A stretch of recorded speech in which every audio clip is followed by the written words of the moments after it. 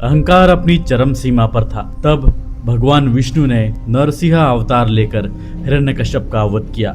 लेकिन आपके मन में तो ये विचार अवश्य आया होगा कि उसके बाद भक्त प्रहलाद का क्या हुआ, जो हिरण्यकश्यप का पुत्र था, जिसके लिए भगवान विष्णु ने अवतार लिया था। तो आज की कहानी इसी पर आधारित होगी। नमस्कार दोस्तों, और स्वागत है आपका हिंदू सत्व में। जब हिरण्यकश्यप का अंत हुआ, भक्त प्रहलाद के हृदय में पीड़ा थी, पर साथ ही एक अमिट शांति भी। उसने कभी अपने पिता से घृणा नहीं रखी। अब जब सब कुछ समाप्त हो गया, प्रहलाद ने स्वयं को पूर्ण रूप से भगवान विष्णु की भक्ति में समर्पित कर दिया। भक्त प्रहलाद ने अपने पिता की मृत्यु के पश्चात राज्य का उत्तरदायित्व संभाला, लेकिन उसका हृदय कभी राजा बनने की लालच में नहीं था। उसका उद्देश्य था संपूर्ण प्रजा को भगवान विष्णु की भक्ति के मार्ग पर चलाना। भक्त प्रहलाद की बुद्धिमत्ता और आत्मिक शांति ने उसे एक सच्चा शासक बनाया। भक्त प्रहलाद ने अपने मन को पूरी तरह से भगवान विष्णु की भक्ति में समर्पित कर दिया। उसने अपने पूरे राज्य को यही सिखाया कि सच्ची शक्ति न घृणा में है, न प्रतिशोध में, पर भक्ति और सत्य में निहित है। जो कभी अपने पिता के अत्याचारों का विरोध करता था,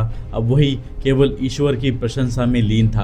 भक्त प्रहलाद को यह अनुभूति हुई कि सत्य का मार्ग कठिन अवश्य होता है, पर वो कभी नहीं रुकता। प्रहलाद ने अपने राज्य को एक ऐसे स्थल में परिवर्तित कर दिया जहाँ धर्म, भक्ति और करुणा का वास हो।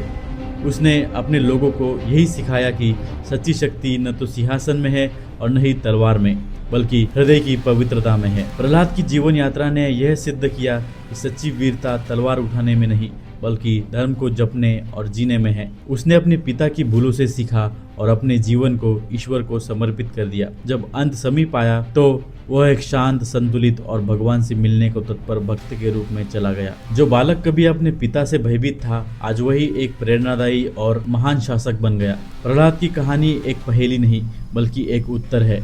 जो व्यक्ति अपने सुख से भागता नहीं, बल्कि उसे आत्मबल बनाता है, वही सच्चे मार्ग पर होता है। यही थी प्रहलाद का जीवन, त्याग, तप और भक्ति की अनुपम गाथा।